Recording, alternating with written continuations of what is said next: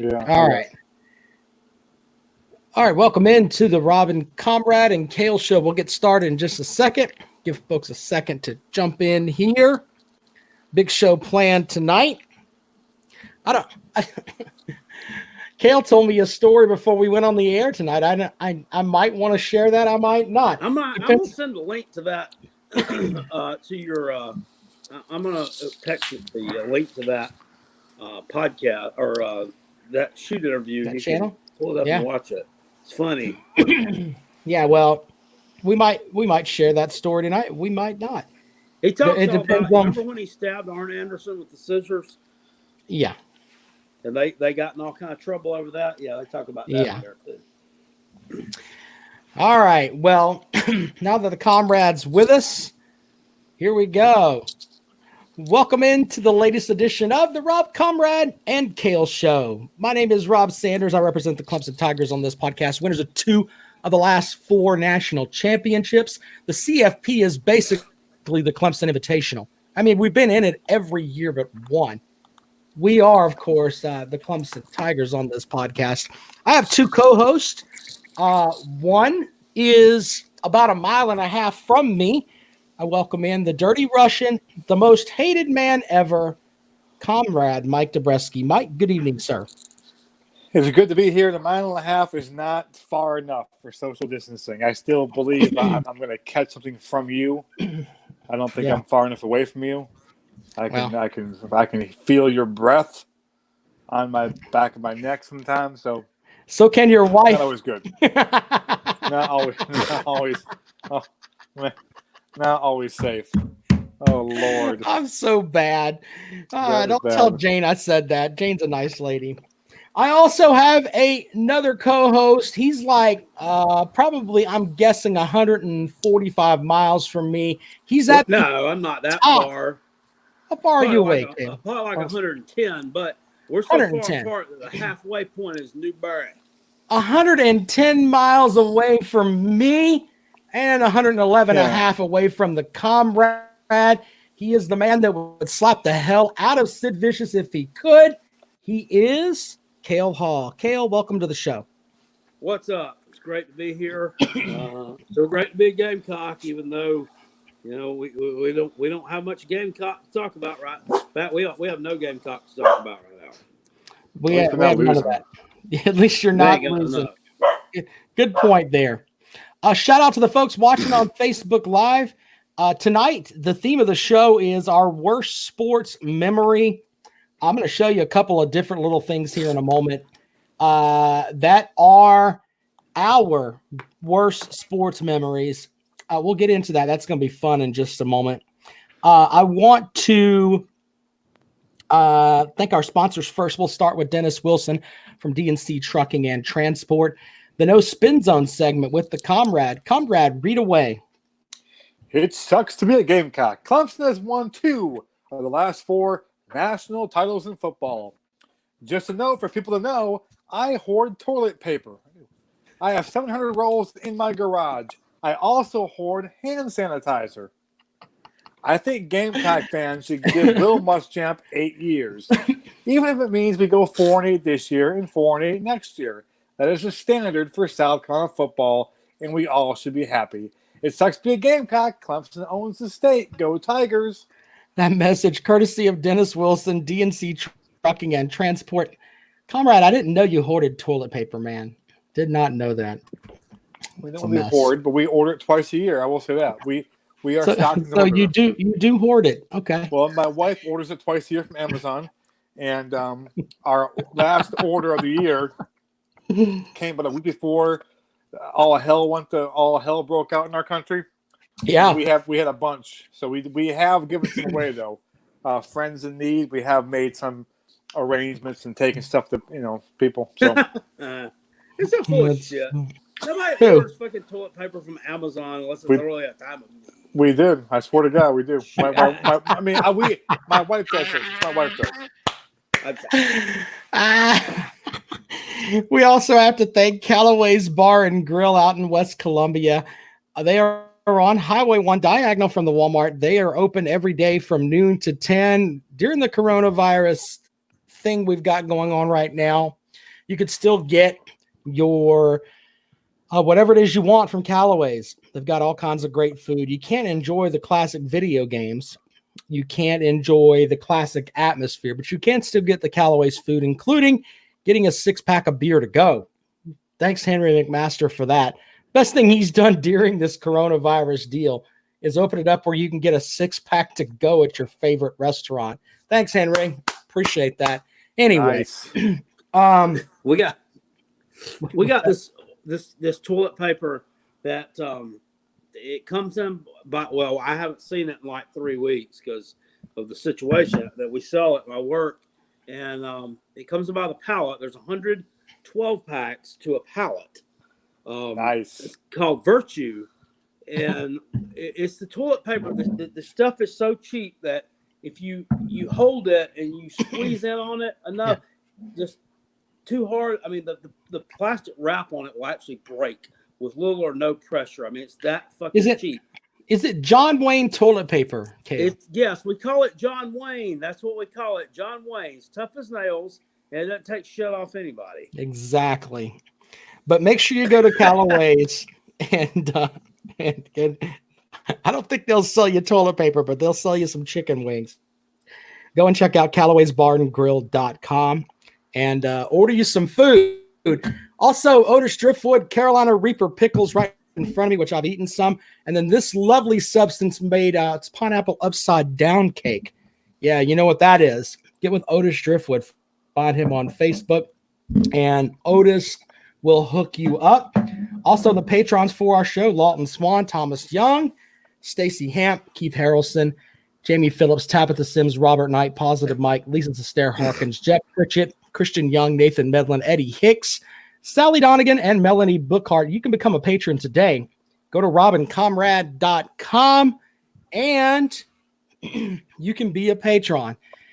Very simple. Look, I thought with tonight's show that we would, I don't want to, it seems like everywhere you go right now, everybody's talking about the coronavirus, and I thought maybe we'd give folks a break tonight. So tonight, I thought we'd talk about misery. Maybe I didn't think this through well enough. I don't know. But I texted the gentleman earlier, and I've had this in my head today, that we could talk about a time of misery in our fan base, or for each one of us as a fan. Cale Hall and I had pretty much the same one, and we'll go with Cale's first because Cale, go ahead and tell the story, man. This is the 1991 World Series Game 7 with Game 7, right? Braves, of course. If anybody's familiar with baseball and they watch and kept up with that, I mean, I was a Braves fan from the time I can remember, watching Major League Baseball. Never very good, except for when I was like really little. I think it was like 1982 or something. They won maybe the National League West. This was back when it was National League West and National League East only. And they were in the West for some fucking reason. That's where they had them. But 1990 was just like any other year. The Braves finished last fucking place in the West for like the 5th year in a row. But they had some talent on that team. They had some talent. They had David Justice, who I had seen play in Greenville. They had Ron Gant, a player I had seen play in Greenville.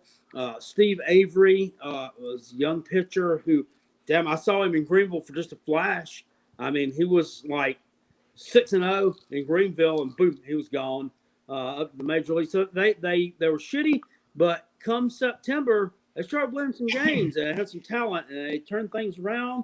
Had Bobby Cox was the manager from the Toronto Blue Jays, and 1991. I mean, it kind of started off. It was back and forth at the beginning of the season with the Dodgers fighting over first place, and then come May, the Braves were still in first place, and I mean, it was just like a crazy summer where they were back and forth with the Dodgers. Right. The Giants were in there, and the Astros, who they played in a game in early September. And I remember going to that game. It was the only game I went to that year in Atlanta, Fulton County. Me and Mom went to that one. It was on Sunday afternoon, and Right. they suspended it in like the middle of the sixth inning. With the Braves were ahead, it started raining. I was like, please don't stop, just stop raining. Finally, it stopped raining. The Braves won, and they took sole possession of first place that day. They didn't give it up. They went to the NLCS and won the damn NLCS versus, I think, the Pirates, I think it was. And then they take on the Twins in the World Series, who had won the World Series back in '87. And they were really good, too. Yeah. And long story short, they ended up knotted up at 3 games apiece after in game 6, I think it was. The Twins won 2-0. The Kirby Puckett, everybody knows who Kirby Puckett was.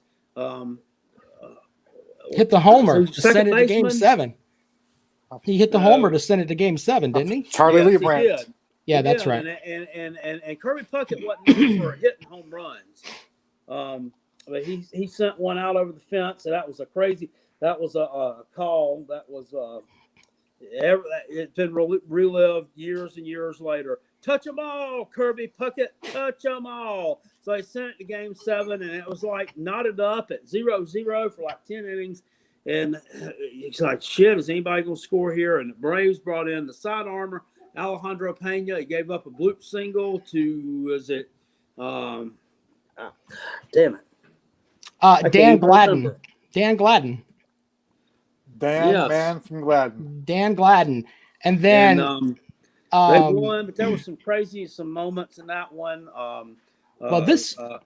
Series, Kent Herbeck, everybody remembers the big guy that's the first baseman for the Twins. He pushed, I can't even remember who he pushed off first base. He got picked off, one of our players in one of the games earlier on in the series. I remember Terry Pendleton, I think, was on the Braves team that year, and Lonnie Smith, who lived not far from us up in Inman, South Carolina. And I'll never forget, me and my friend Matthew Harris, who actually works for the radio station 93.3, is one of the Rise guys, driving up to Inman, South Carolina, and driving up Lonnie Smith's driveway until we got to the gate, and the dogs. The dogs, not good. And we turned around and hightailed it out of there. But yeah, crazy, man. Crazy. This play was the very end of the series, and we're gonna play just a clip of it here. Alejandro Pena on the mound.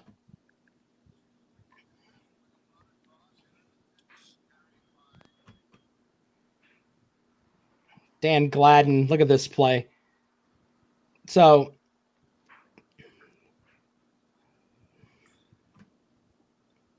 it's Gene Larkin. Look at this guy. Look at the toothpick.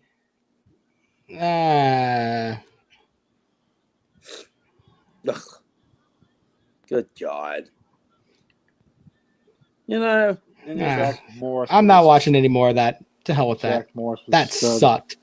Not watching any more of that. And I fucking hated them ever since. I hated that fucking ugly ass stadium they played in. Thank God they don't play in the son of a bitch anymore. With a fucking Glad trash bag out there for the damn outfield fence. Yeah. Like shit. It did. Shouldn't even been playing baseball in there. Should not have been. You're right. It's a shithole. Remember they used to get their people would you'd hit the ball up and like guys would lose it because the damn got lost in the damn marshmallow puff. Yeah. You hit a damn pop fly. It was the Stay Puft Marshmallow Man. It was fucking stupid. Yeah, I'm glad they don't play baseball really any stadiums like that anymore. That was a shithole. No one cares about it. I tell you, the biggest shithole baseball stadium I remember from when I was a kid watching Braves and shit growing up was the fucking Olympic Stadium in Montreal. Boy, that looked like a shithole, didn't it? Which was like, it was supposed to be like something for the Olympics or something. It was supposed to have a retractable roof on it. Yeah. But like they didn't have enough money to put the retractable roof on it, so they just made it a dome. And it looked terrible on TV, and they never had a decent crowd there, but they always fucking beat the Braves. And I remember when I was, I don't know, 10, 12 years old, we didn't have cable yet. We had a satellite dish. Yep. And that satellite dish could pick up anything. I mean, it could pick up for fucking anything throughout the North America, really. And playing with it, I found the Braves playing on the road at Montreal, and you could actually, like, it was French announcers. It was the French announce team, like the WWE French announce team. Yeah. This is actually the French announcers for the baseball team. And so I'm sitting there. So you were getting a French lesson, huh? You were getting a French lesson, right? Yeah. Well, my uncle, my dad's Parlez-vous français? My uncle actually graduated from Clemson in 1980, and he was a French teacher in the South Carolina public school system for many years. He retired last year.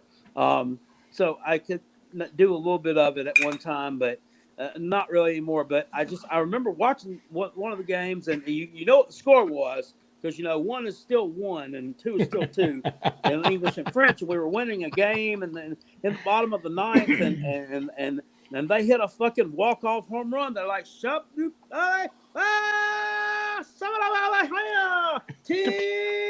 Wallach, Expos.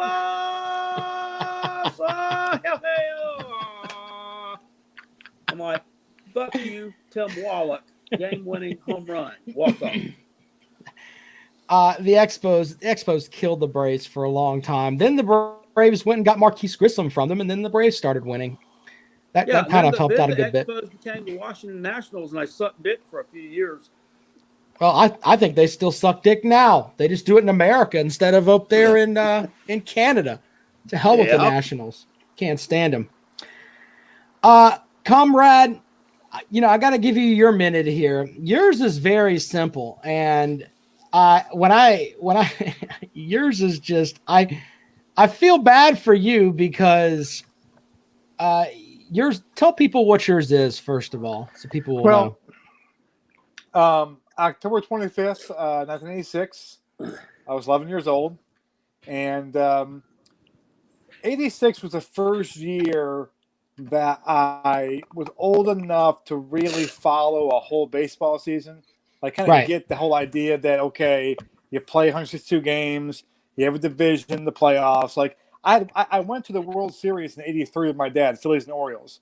Okay, but 86 was the first year, like, the Red Sox were my team. They're my team from the time I could walk.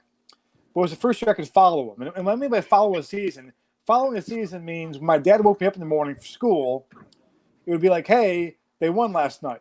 Or, as you know, and I get the paper at 4 o'clock that day and read the box score from the day before. Okay, this was before internet and even before we had ESPN. Okay, we didn't have ESPN yet at the house until actually that after the 86 season we got ESPN at the house. So it came to our house finally, or cable. So I would follow them that way. And so the Red Sox got off to an unbelievable start. Roger Clemens got off to a 14-0 start, became like my hero. Okay, and that was like my guy. And Jim Rice, my favorite player, going back to when I was a little kid, and had no ideas from South Carolina. Did not know our worlds would kind of collide. That one day I'd be going to South Carolina, where he's from. Okay, so playoff start, and now every game's on TV. So like, now I get to watch Red Sox every single game, not just on Saturday afternoons for game of the week.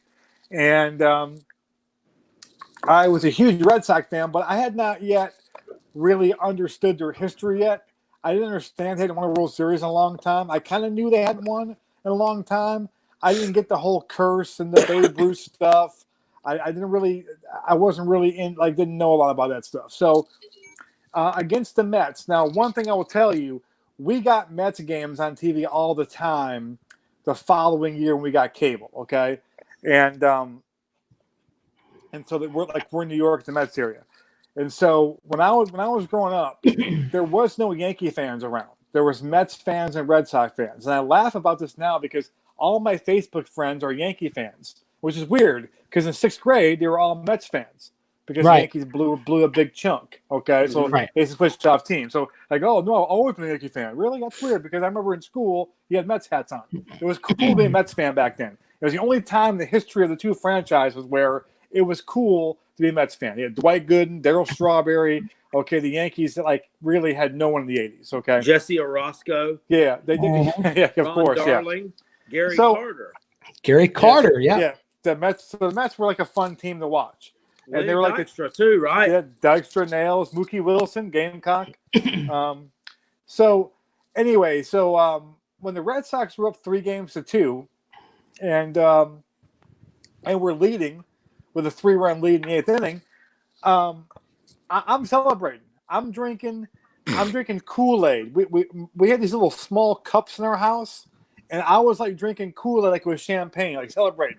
And my dad and my mom were upstairs in the bedroom watching. My dad was watching the game. My mom was reading the book, okay? And I'm downstairs watching. Call me, hey, Dad, you see this? We're going to win. And my dad kind of like understands that the Red Sox always shit the bed. And he didn't want to tell me that. He just said, all right, Mike, all right, just relax. All right, keep watching. like it's almost like he kind of like tried to warn me, don't get too excited. I'm celebrating, drinking the Kool-Aid. This is it, Red Sox. And then it all goes to shit. And it's not just a Buckner play. The Red Sox lost it before that. Wild pitch, they're down to one strike. Okay, there's a foul ball that gets hit. Okay, that goes into that Rich Gedman comes over to. Okay, and if the wind blows it just like 2 feet in, the World Series is over, and it just goes foul. And at the time, you know what I said to myself? I go, you know what? I'm kind of glad it was foul because who wants to win on a foul pop-up? Right. That's kind of a dumb way to win a World Series on a foul pop-up. I want no strikeout. Okay, that's probably what we lost right there. Is me being 11 years old going, I'm kind of glad it was foul because you know what? No, ass wipe. Let's get the ball. That's the ball. So it all goes to hell, and when the ball goes through Buckner's legs. Oh, look, I'm going to play the play, Mike. Okay. All right. So check this out. This hurts. I'm not a fan. The game was already tied at this point, right? Okay. So the game's already tied. They were through a wild pitch, and the game was tied. So already my world's come undone. I don't understand what I'm seeing. Okay, and this is kind of the final dagger here.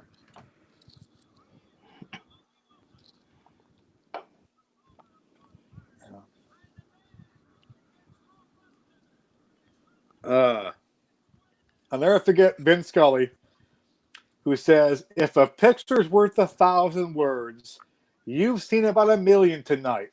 And what's more is there will be a Game 7 tomorrow night. There's Rick Aguilera. Yeah. And Howard Johnson.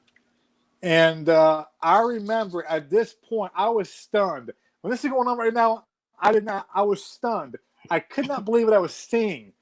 And I was just stunned. And my dad's upstairs watching it, and my dad kind of calms down. I think he's worried I put a knife through my throat or something. He goes, Michael, you okay? And I started punching the couch and throwing out F words. It's the first time in my life I have thrown out F words in front of my parents. And I'm punching the couch going, Dad, did you fucking see that? I'm 11. And my mom is freaking out now because she did not understand what in the world I'm watching to get me that mad. And she's freaking out that I'm swearing the F word over and over again. And my dad, who's the disciplinarian, is actually the one who's trying to calm my mom down. Honey, it's all right. Like, my dad understands what just happened. He's like, give him a little break. Like, he's good. So my dad's trying to calm my mom down. It's okay. I'll talk to him. Just, honey, he's fine. I'll talk to him. So I go down there, and I realize at that point that I just swore 45 times in a row the F word. And my dad just goes, hey, why don't you go to bed? They got to get tomorrow night. And I remember telling my dad, they're not going to win tomorrow night. They're not going to win tomorrow night. He goes, I know they're not. just go to bed. Just go to bed. And That's funny. And then I came downstairs next morning thinking, oh my God, I'm in big trouble. So I come down, and my mom in the morning has this look in her face. Like, who is this kid who just said the F word 45 times in my living room last night? And my dad, being the ultimate wise ass, is reading the sports section, and he has it open up like this, and there's a picture of Buckner with his head down, and it says stocks lose. And my dad looks over the paper and goes, hey, how was your night last night? And so that was horrible. And then Game 7 was not that night. Game still supposed to be on Sunday. It got rained out. And so it was a Monday night. And I remember watching the game in complete silence. It's the weirdest game I've ever watched in my life. The Red Sox got to a 3-0 lead. I did not cheer. It's like I knew we're not going to win. And when the Mets finally came back and won, Al Nipper gave up a 3-run shot to Darryl Strawberry to win it. I turned the channel and put in the Giants and the Redskins Monday Night Football game. They're playing in New York. And as soon as I turn the channel, the Monday Night Football broadcaster goes, well, some cheers here in the crowd here in Giant Stadium. And the Mets, I go, Jesus, fuck, I can't escape it. So it was horrible. But in a lot of ways, though, it's weird. I think that loss kind of made me a bigger Red Sox fan in a way. Like, it hurt so much, but like now I was like on a mission that I was going to be alive to see them win it. And then after that loss too, I started reading more about their history and their curse and all this stuff. It became like my mission. I became like a bigger fan. I think if the Red Sox win that night and win the World Series, I'm still a Red Sox fan, but maybe it's not like it's too easy because it's the first year I really follow them. Imagine if your team wins the World Series first year, really follow them. Yep. Like it's almost like too easy. It's kind of like, oh, you know. Yeah. So I think that may be a bigger fan, and it made 04 better. 03 was tough. They showed 03 on the Yankee game last night on TV. I remember 03 just being absolutely just that was horrible too. I was an adult by then too, but that was hard to take too. But yeah, so that was the worst night of my childhood by far. October 25th, 1986, horrible night. Sworn in front of my parents the first time, and it was a horrible night. I remember when they had they let Pete Rose come to WrestleMania 14 to be the guest ring announcer for the match of Kane and the Undertaker, and it was in Boston. He was fucking with the fans real hard, and he said, I threw $100 on the ground for Bill Butner as a tip, but I was afraid he couldn't pick it up. They just hated him. And then Kane came out and gave him a tombstone. Well, mine is a little different. And for all the new listeners to the show, which I'm a Phoenix Suns fan. I just love the Phoenix Suns ever since I was a kid, right? I had a great team when I was a kid with like Charles Barkley and Kevin Johnson, and I have a Dan Marley jersey hanging in my office. Okay, so I mean, huge Phoenix fan, and the thing that kills me the most as a fan was in 2007, the Western Conference semifinals. Now, let me paint the story for you here. The Suns won 61 games that year. Now, that's pretty damn impressive. But the Dallas Mavericks won 67 games, but they lost in the opening round to the 8th seed Golden State Warriors, okay? So they were out. Now, the East was absolute garbage, okay? That was the year LeBron James took a bunch of bums and went to the NBA Finals. That was – the one time they went to the finals and they got swept by the motherfucking San Antonio Spurs. Now, the San Antonio Spurs know deep in their heart and down there where their colon and their lady parts are, deep in the heart of Texas. They know that they could not match up with the Phoenix Suns. This is a Phoenix Suns team, ladies and gentlemen. That I think about them now, and I'm like, damn, they were a good team. Amari Stoudemire, Steve Nash, Leandro Barboza, Boris Diaw, James Jones was on that team. Jalen Rose was on that team. What about Cedric Ceballos? Cedric Ceballos was not on that team, Mike. You're thinking way too earlier. But they had a ton of great players, including Sean Marion, Rajah Bell. I mean, running and gunning. They didn't play much defense. They didn't fucking have to because they were going to score $140 every night. And that's how they won 61 games. So they get into the playoffs. They cruise into their second round series with the motherfucking Spurs. And the series is tied at 1 game apiece. There are people that think this is absolutely fixed. And I truly believe it too, because this play happens and it changed the Phoenix Suns forever, in my opinion. And to this day, I still can't stand Robert fucking Ory. Big game Bob. Fuck him. Look at this. Big shot Bob. Just fuck off. Just plant Steve Nash, and everybody's gonna fight now. Watch. Let's just throw him into the damn Can't leave the red bench. line there. Can't leave the bench. Your team left the bench. Shut up, Mike. There are rules. Yeah. So there's that. And the reason that play bothers me so much is simply because of the fact that, all right, the Suns won that game anyway, but Leandro Barboza and Amari Stoudemire were suspended. And once they got suspended, it threw the Suns off. And the Spurs went on from there. After they'd already beaten Steve Nash in his face, he had bloody nose in game 1 from where they walloped him. That to this day, I still can't stand Robert fucking Ory.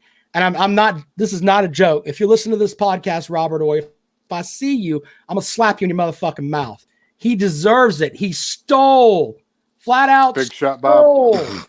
a fucking NBA championship from my team because we would have rolled right on through there. The Jazz fucking sucked. LeBron James didn't have anybody with him. We would have run those motherfuckers into the ground, and my Suns would have an NBA title. But that son of a bitch cost us, and to this day, I can't stand him. Cannot stand him. Now, I do have a Carolina Clemson memory for you guys that really broke my heart. All right. And do tell. This one really broke my heart. This is no joke. So I had just gotten out of the Coast Guard, right? And I just made my way back to South Carolina. And after, traveling all over the place with the Coast Guard. So I'd come back and I was jacked because I had not been able to go to a game in a long time. Okay. So it's 2001. Now this is the most interesting part for me is that I got a friend of mine that I knew that worked in at the Williams-Brice Stadium, and I couldn't get a ticket, but he told me, he goes, "You just come to my gate and I'll just let you through." Okay.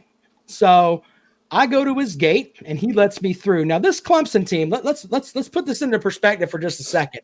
This Clemson team was probably one of the shittier teams under Tommy Bowden. And that was 1 year removed from the push off. No. We're not getting into that. It was not a push off. It was a catch. Stop push it. Off. Whatever. Push off. Stop. All right. Are you a ref? Kale, are you a ref? It was egregious. Yeah, it can be church ball. Okay, well, you're not a ref in that game. The refs in that game said that if you're a Gamecock and think that was a push off, you're fucking dumb. It's not a push off. Egregious. I'm dumb then. Absolute catch. Don't be dumb. Can't argue with the official. Off. It was an absolute catch. Pushed off on Andre Goodman from Eastside High School. It was a Nick great Merritt. player. Great. But going into this game, all right, I'd come back and I'm all jacked up and I'm like, man, I'm going to go down there and see this game. Now, bear in mind, Clemson had won the last 4 in this series. So they carry a 4-game winning streak into this thing. Okay. Then I'm at the game. Woody Dantzler, it's his senior year. Woody Dantzler was all over the fucking place. Just a great player for Clemson. Now I'm sitting in the end zone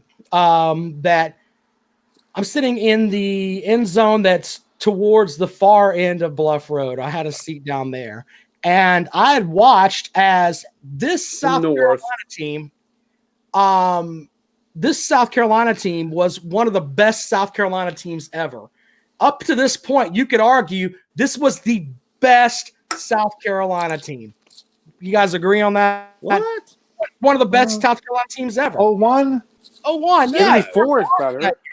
84 was better. I said one of the best, not the best. 87 was better. Okay. All right. Okay. All right, you don't think? Well, I guess so. You think the team was shit, or you think? Okay, one of the best. Yeah, I think you said the best. One of the best. One of the best. You're one of the best. Okay.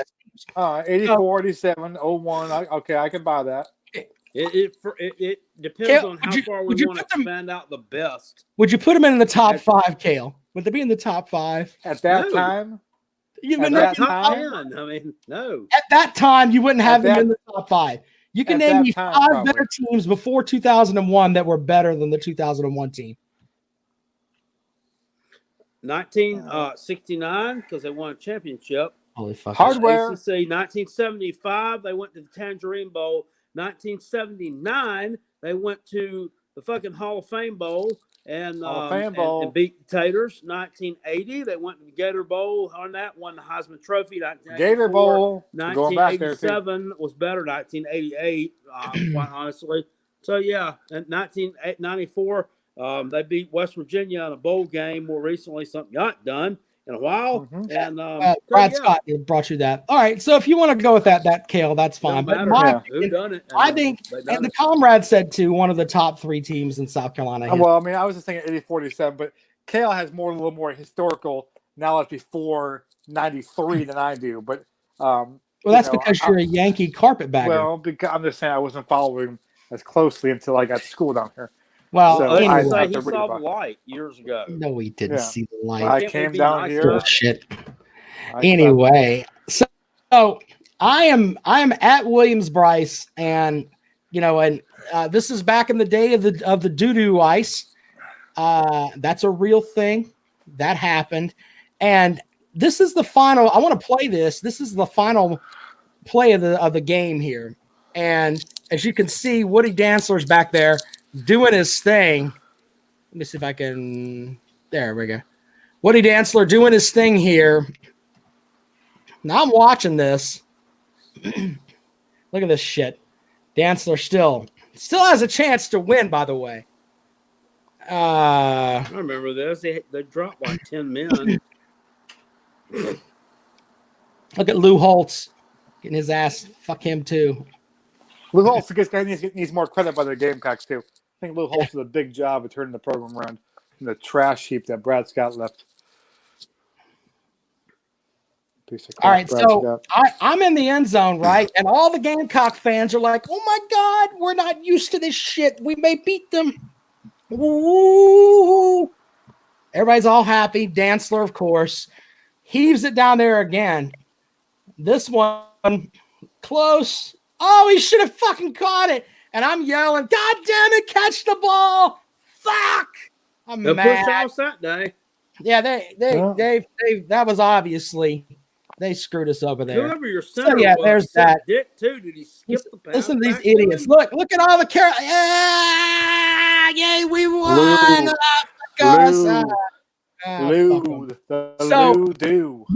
With that game, I sat there and I was like, damn it. Our team finished 6-5, playing one of the best South Carolina teams ever, and they act like they won the fucking Super Bowl. I mean, you could see the fans in the stands down there. I mean, we kicked the shit out of them 4 years in a row, so they were used to getting that ass. You beat two teams 2 years in a row that won a combined one game. One game. Congratulations. Right. Well, I mean, done. I can't help that your program is a shit show, Kale. I can't help that. Brad Scott. The fuck was past tense.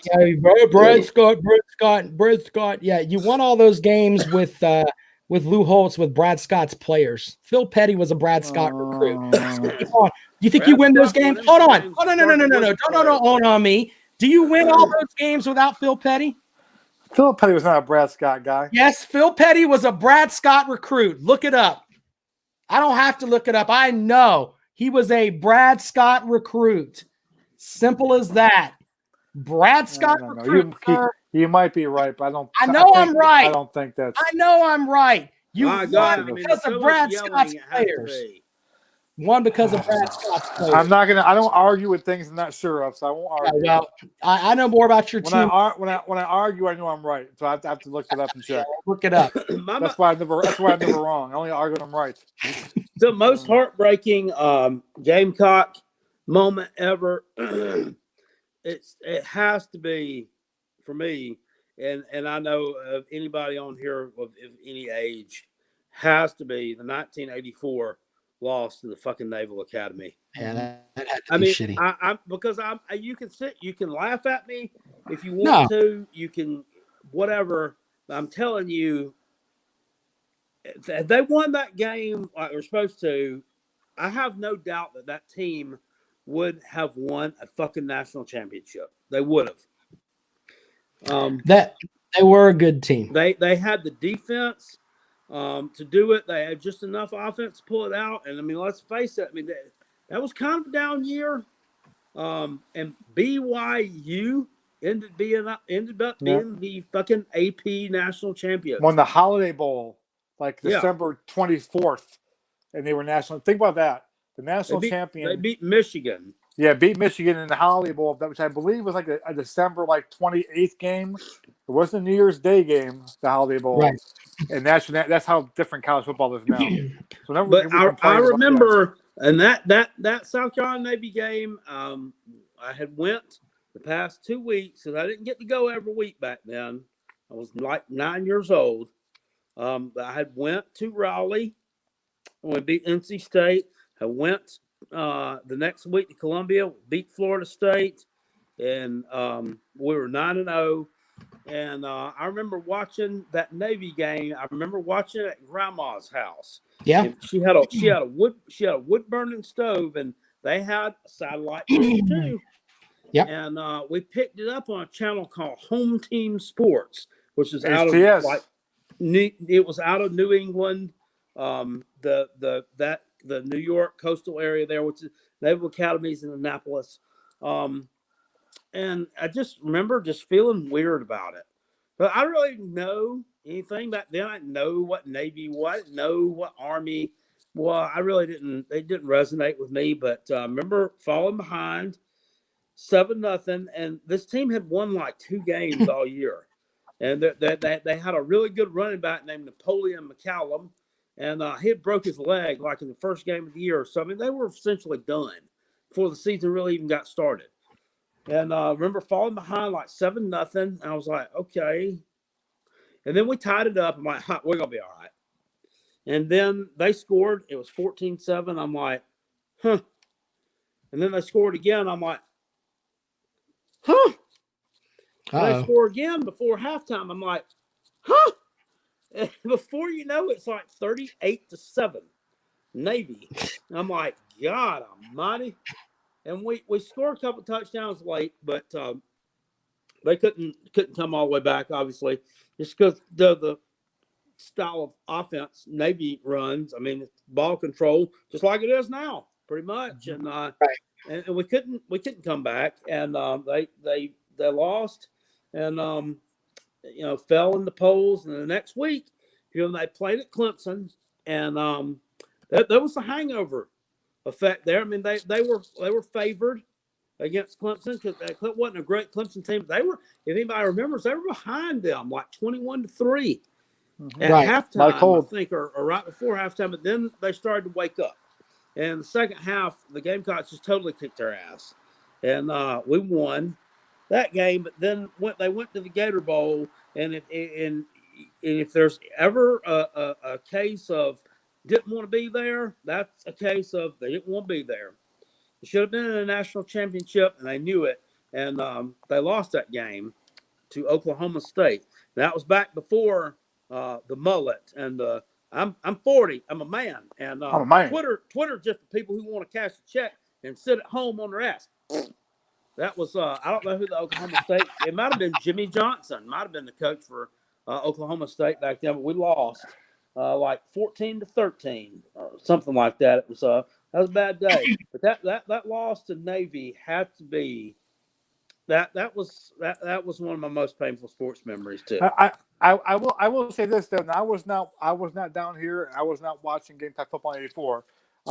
But if you look at their season from just the stats wise or game wise, the Gamecocks won a lot of close games that year. Correct? Like a lot of games that they maybe could have lost. Maybe kind of went their way.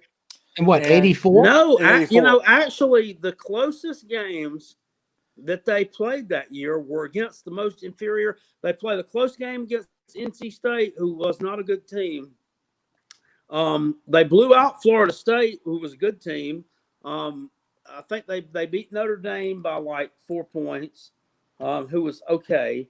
They beat Georgia by a touchdown. They barely eked out a win against the Citadel in the first game of the season. Something about the Gamecocks and the Citadel, I don't know, but they barely were able to beat them. It was 31-24, I think. So, yeah. Well, the reason I bring this up is because, sportsreference.com, which I love, they do this thing where they have a simple rating system, and you kind of go through and rank like the teams. And the SRS basically, as we pulled up here, it takes into account average point differential. Okay, hold on. average point differential and strength of schedule. And they rank other teams. So the best team in Gamecock history, according to SRS, is the 1987 Gamecock team. There you go. Well, they lost 4 times, but they killed teams that they played, like crushed teams, and all the games they lost were against great teams. They lost by like a couple points. And the second best team is the 13 team, then the 2012 team, 2011 team, 2010 team. The 84 team is why I bring this up. The 84 team is 9th overall in Gamecock history. And I think it's because I'm looking right here, the schedule strength was not that good. So the strength of schedule that year, I guess the teams they beat. So it kind of was a favorable schedule along those lines. So, I mean, once again, I know the 84 team is special. I remember they played in like the 4th, 5th game of the season. They played Kansas State. And that was before Bill Snyder came to Kansas State. I mean, Kansas State was horrible. And they beat them by like 5 or 6 touchdowns and on homecoming at Williams-Brice. And I remember they played Pitt, and Pitt was terrible that year. Pitt used to be a national power in the early 1980s and the 70s, but they kind of have Dan Marino and all those guys. Yeah. They had some bad years there, and this was one of the bad ones. That Florida State team was good. The Clemson team was decent. Only played here's why they're on probation though. So the Gamecocks only played 2 ranked teams all regular season long. Georgia, that was 12th, and FSU was 11th. Yep. And then Oklahoma State was 9th in the bowl game and got beat. So that's why the schedule. So they beat Georgia by 7, FSU by 12. They beat Clemson by 1. Clemson wasn't ranked. Do you have the numbers on the 2001 team there? Where do they rank them as the 2001 team? The 2001 team. That's a good question, Rob Sanders. Let me go ahead and get that goes back to what we were talking about a moment ago. Yeah, I'm not sure the 01 team played a great skill. Maybe they did. Hold on. I personally think the best South Carolina team was the last year that Clowney was there. The team that lost to Tennessee. That's the 13 team, which is break second, barely behind 87. So, all right. So 2001 is 7th all time. So that's what it goes by. It goes 87 Gamecock team, 2013, 2012, 2011, 2010, 1980, and 2001. Okay. So the 7th best team of all time. So by your theory, Rob Sanders, before 01, that'd be the 3rd best team all time. So you're pretty close. Top three teams all time, playing one of the worst Clemson teams ever. By the way, the comrade constantly hits me with Brad Scott won a bowl game with Sparky Woods players. Ladies and gentlemen, if you agree with that, right, Mike? He did. Okay, so up until 2001, the 3rd best team in South Carolina history was quarterbacked by a young man named Phil Petty. If you look at the stats here, Phil Petty was a Brad Scott recruit. 1997. How far fucking removed in 2001 was he? He's still on the team. He wasn't the quarterback in that 2001 South Carolina. Yes, he was. No, he wasn't. He was the quarterback in that team. He was the quarterback in 2001. Look at the numbers there, Cale. Here, we'll pull up the whole Jenkins was the quarterback in that game. I remember that. No, sir. No, sir. 01, 01, Petty was the starter. Petty had 288. Petty was the starter. Sorry, Cale. He didn't start that game. Corey Jenkins. He played in all 12 games, Cale. It's right here, Corey man. Jenkins played a little bit though too, but But first of all, those Gamecock teams had a big turnover from Brad Scott's teams. I mean, Phil Petty was there, but there's That's a big turnover. 3 years removed from Brad Scott. Yeah, I mean, hold on, but it's Brad Scott's players. Yeah, but it's not. There's a huge. You can't have it both ways. Look at this. Look at the numbers right there. Okay, for the guys there. Phil Petty is your leading passer. Let me explain something real quick. Let me explain something real quick. 1,926 yards. Sorry. Let me say it real quick. I'm sorry if that hurts feelings. Brad Scott won the bowl game Brad Scott in his first year. Yep. Okay. With Sparky, with his players. Guess what Lou Holtz did in his first year at Brad Scott's players, his first year? That's irrelevant to the conversation. You're comparing. No, because you bring up Sparky Woods. Brad Scott won the first year bowl game with Sparky's players. Okay. With Lou Holtz, when he took over and had all of Brad Scott's players in his first year, couldn't win a game. So let's compare apples to apples. I am comparing. Okay, so the fact that Brad Scott recruited him doesn't mean anything. And see, that's the thing. And this is why there were other players on that team that were there before then. I bring up the first year. The first year, Lou Holtz went 0-11. A Hall of Fame coach could not win a game, Mike, in his first year with Brad Scott's players. Mike, nobody wins.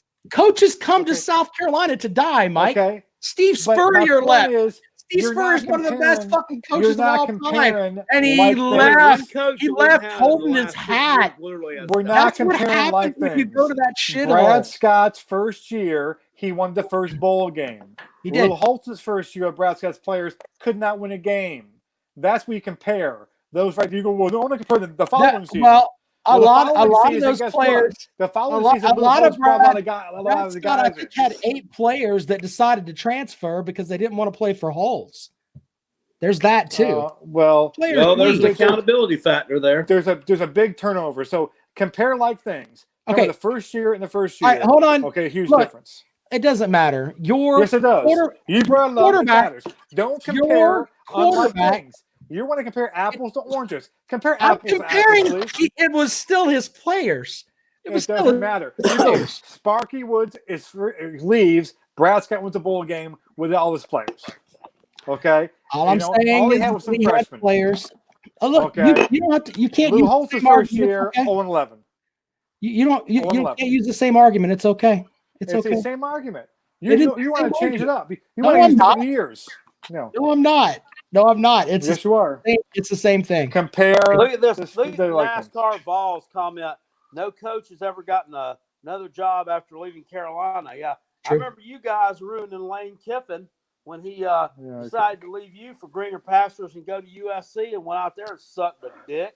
How many coaches is Tennessee still paying right now, by the way? You still paying 3 of your head coaches? How many coaches you guys still paying contracts on? NASCAR Vol. We settled on Boom. At least he was the 5th choice, and these motherfuckers settled on like the 18th choice. Man, I'm still wondering since NASCAR filled them head coaching job. You hired Derek Dooley for crying out loud. You can't talk. Since NASCAR Vol is here, he can answer the question for me. How much did you have to pay that trainer that Peyton Manning teabagged? I mean, I really want to know because that chick had to be paid off because she went around with a Peyton Manning nuts dimple on her chin where she was in there trying to wrap up his ankles and he was doing some rhythmic gymnastics. Why is Peyton? He's not a good role model. Really isn't. He's not. And you know what? Everybody bitches about, Peyton Manning should have won the Heisman. No, he shouldn't have. He was teabagging trainers. Charles Woodson didn't do that. Charles Woodson didn't teabag trainers. He didn't teabag a trainer at all. He didn't cost the university a shit ton of money. There was none of that shit. No, that's why Charles Woodson didn't win the damn Heisman. I'm sorry, NASCAR Ball. You walked into a buzzsaw now. You can't come in here. You can't come in here when your trainer's got a teabag from your most famous player. Yeah, when you had to pay off a trainer because your best quarterback in history teabagged her. And what the fuck? Peyton Manning was a Heisman Trophy caliber quarterback. And T. Martin didn't teabag anybody. He won national championship. Martin, that's exactly right. T. Martin that's didn't what happens. teabag anybody. Correlation? Exactly. Teabag, you don't win. Don't teabag, you win. If you're Peyton Manning, you could probably walk out on campus and get you some fine chick to mess with you a little bit. Nah, let me put my nuts on the trainer. She's up in here trying to tape up my sorry ass ankles. The only Gamecock, in terms of whoever been a Gamecock, ever teabag anybody on your team was Steve Spurrier. He used to teabag Peyton Manning all the time. That was about it. Yeah, that's Steve it. Spurrier owned you guys. By the way, Spurrier, if you come into this He bagged podcast, Dabo quite a bit too. he did teabag Dabo a lot. yeah, he left before Dabo could get him back. Oh, he left. happens. Oh, I wish you stayed so I could Hold on. He left. Oh, He I left. want you to leave. He knew what was coming. He's on record saying that he left because of that. It's not Josh fair. Gordon wrote a story If about he just would have stayed, we catch him. No, that's not how it works. That's not how it works. Sorry. He knew I'm how. sorry. He walked out on you guys. Now, I mean, it doesn't count because you left. I love that argument with Clemson fans. That's Doesn't another thing. That's like on page 28 of your book. Okay, page 25 is the West Virginia game really is a good game. It's a blessing. And then page 28 is actually I know Spurrier. He really didn't own us because he left before we could catch up. Yeah, So no, he doesn't own us. Now, how does that work? I want to bring up all the time too with all your other coaches. So whenever Dabo leaves, say Dabo leaves and we beat him, and Dabo goes, whatever coach we have, say it'll be Will Muschamp. Okay, say Muschamp. Well, actually, Dabo didn't own Muschamp because Dabo left. I mean, if Dabo would have stayed, if he would have stayed, he would have caught him. You want to respond to NASCAR Vol here? He says Butch Jones was 2-0 against Spurrier. Your thoughts on that? Oh Lord, that's when Spurrier was drinking all the time. Oh, okay, so that doesn't count. matter. In fact, we got to give NASCAR Vol credit. The best team in Gamecock history, the 2013 team. He Tennessee actually was. That's true. He Tennessee actually was. beat And you know that. what else he was? He was fucking 2-3 against, or 0-3 against Muschamp. So what's that say for you? Well, Muschamp's a damn failure. Yeah, Muschamp did own Never Tennessee. mind, he was 0-2. Lyle was 0-2 against Muschamp. The last one was Jeremy Pruitt, dumbass. Well, what I've learned from tonight's show is that we can pick at each other like we're little brothers or whatever, but if someone comes at us, we shred. Yeah, we love you, NASCAR Ball. But NASCAR Ball I watch every week. We can't. Hey, we appreciate him being a part of the show. Well, I can say this about Tennessee fans. I went to the my wife, who I think is watching, she'll remember this.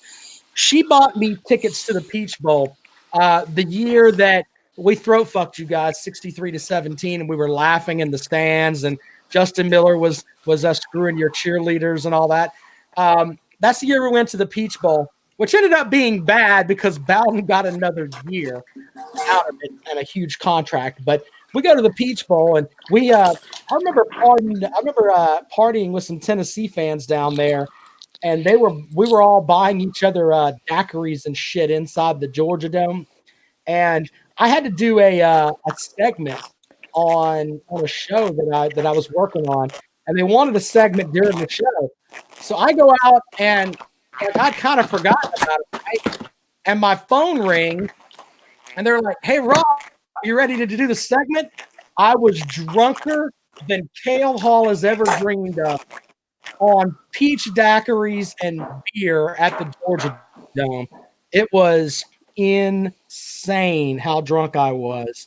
And I remember, I went back and listened to the air check, and they're like, "You're on the air live." And I'm like, "Who's live?"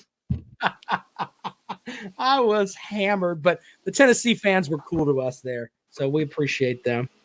I think Cale dropped out on us. We appreciate Cale. But, comrade, we're going to be back at it on Wednesday. It was fun to talk a little sports misery tonight. Mm-hmm. But by the way, before I leave, though, do you know I'm upset that Cale left the show, but do you know tonight is the 33-year anniversary of an historic sporting event? Do you know what it is? WrestleMania 3. What happened at WrestleMania 3? What's the big thing? Andre the Giant got slammed by Hogan said his prayers. He trained and ate his vitamins. And with his 28-inch pythons, lifted up Andre the Giant and body slammed him. And Andre the Giant passed the torch once and for all. Hulkamaniacs everywhere, myself including. I was 13 years old then. Did you watch the show on pay-per-view, or did you go to a I watched theater or what? So this is a classic story, okay? So it was on satellite dish, right? Yeah. If you had a satellite dish, you could get it for free back then, I think, or something. You could get it somehow. You didn't have to pay for it or something like that. Anyway, so there was this couple in our neighborhood, the Net kids, kind of like their mid-30s, had a satellite dish. And we had, my best friend and I had tried to convince our parents to somehow either buy it or whatever. And they're like, no, we're not buying that crap. And so we went down to this couple's house, knocked on their door, and said, is there any way we can come inside and watch WrestleMania? And they said, I think they were so shocked. Yeah, sure. And we sat in their living room and watched WrestleMania, made us popcorn, we watched it. When I got home and told my dad that, he grounded me. Why? Because he's like, what? You just walked down to people's, you ruined their whole afternoon or whatever it was. Well, you know. In honor of that, check this out. This is worth your while. There's the Hulkster. There he is. Soon. My hero. Look at him shaking it up. Pick him up. Slam him. Yeah. Everybody was happy. Look at this shit. Bounce off. Everybody remembers that. What a great show. Yeah. That was it. That's peak Hogan right there. That's the peak height Hogan. Of Hogan. That's peak Hulk Hogan. The height of Hogan right there. Hulkamania. Yeah, this is a good one here. My worst moment watching Georgia Tech's triple option destroy our defense in the ACC championship. Oh, that was nice. That was some shit. Anyway, it was a good show tonight, and WrestleMania is going down next weekend. That's kind of cool. So that was kind of neat. Mike, tell them about the Pesky Pole podcast because you put an episode out, right? Pesky Pole podcast. Check it out on Apple iTunes, all this stuff. Had Jeff Fry on last week. Jeff Fry played for the Red Sox and the Rangers. Has good stories about Roger Clemens, all that stuff there too. This week's show, I'm working on getting the guy behind the Shoeless Joe Jackson Museum in Greenville. So if you guys have been to the Greenville Drive games, right, and the Shoeless Joe Jackson Museum, he's going to come on. I think I'm going to talk to him probably Tuesday or Wednesday night and doing that. And then I've got a couple of things lined up here too. I mean, you know what I'm trying to get on right now? You know William Peterson from CSI fame? Yeah. The actor. Okay. So, well, see, to me, everyone considers him a CSI guy. Okay. To me, he was in this classic baseball movie that everyone's forgotten about in the 80s called Long Gone. Yeah. And, like, no one owns it. I don't know why he doesn't take his CSI money and buy the rights to it and put it on. Like, I'm watching MLB Network all the time. They put Bull Durham on, like, 4 days a week, okay, which is fine. But, like, Long Gone is a classic movie from the 80s. It was an HBO movie. And so I have a friend who is a friend of his agent. And so I'm trying to get him on just to talk strictly about that movie, Long Gone, how they made it, and all that stuff there too. And so I was told that it's a possibility. So we'll see. So I hope folks listen to my show on Fox Sports Radio. Last week I had on comrade Sam Smith, the guy who wrote the Jordan Rules. Good. You remember that book, right? Oh yeah. Yeah, I had him on. We talked a little bit about that, and his latest book is really cool because he went out and interviewed a bunch of NBA players and just got their opinion on Michael Jordan. And he told a great Phil Jackson story about how the second book that he wrote about Jordan, when Phil Jackson was the GM of the Knicks, he used to give out books. You know, that's a Phil Jackson thing. He said Phil Jackson gave out one of his books to everybody on the Knicks because they all like adored Jordan. And he said, this is the best book written about Michael Jordan. So if Phil Jackson likes the guy, that's pretty cool. I also had on the show former Dallas Cowboys head coach Wade Phillips. That was a really cool interview. We talked a little bit about some of the defensive players he's had and how he was able to relate to guys. I mean, he's up in his 70s and was a defensive coordinator until last season.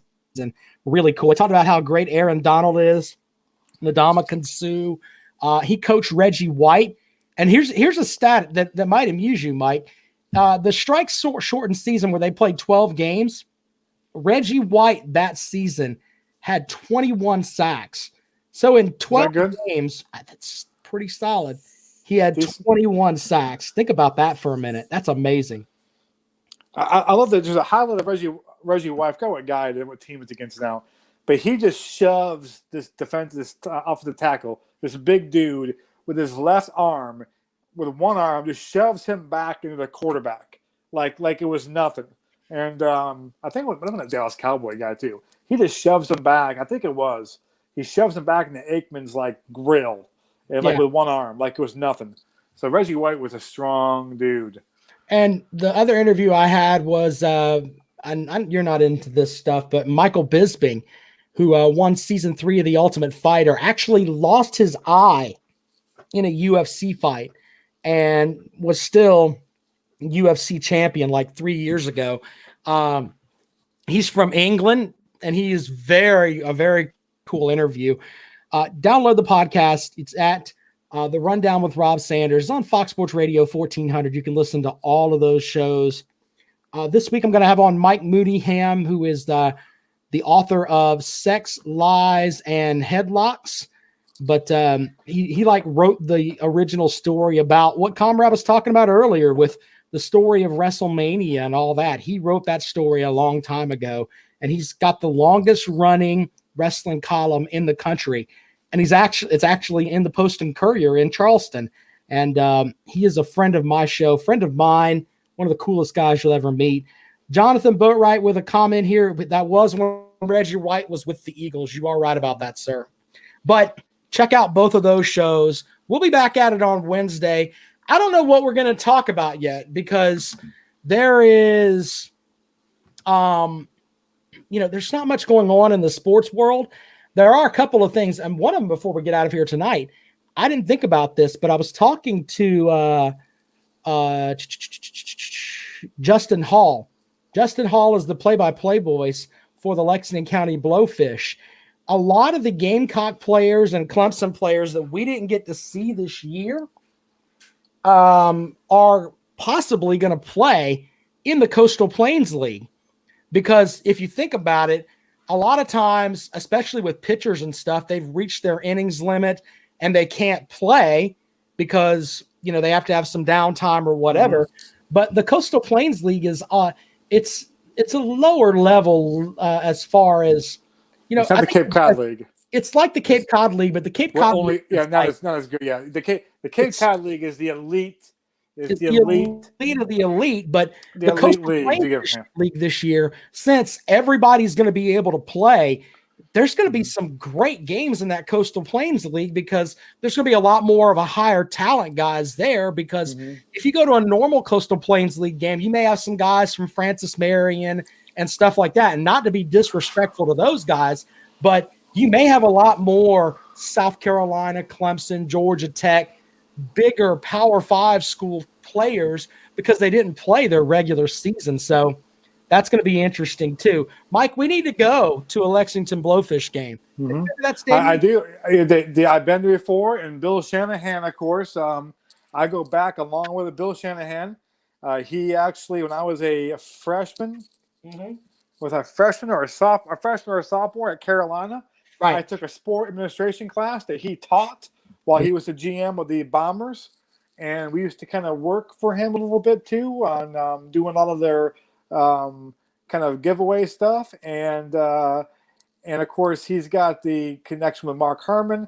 I went out to a game last year with my son, and he walks around, and I went up to him and kind of reintroduced myself, and he kind of remembered me from. It was the only time he taught. He taught 1 year there at Carolina. Had kind of an adjunct job with Tim Swain, and so. But Bill Shannon's a really good guy. I've been around baseball a long time. I'm going to get him in the podcast too, my baseball podcast. I've actually emailed him last week, and we're trying to work on a night that he can do it and talk all about his years in baseball, his stories, and Mark Harmon stories, and all that stuff too. So. Well, there you go. Check out both podcasts. And, of course, we'll be back at it on Wednesday. I'm not sure what we're going to talk about, but we will have something. Comrade, it's been a great show. All right, buddy. With that, this show is a wrap. All right.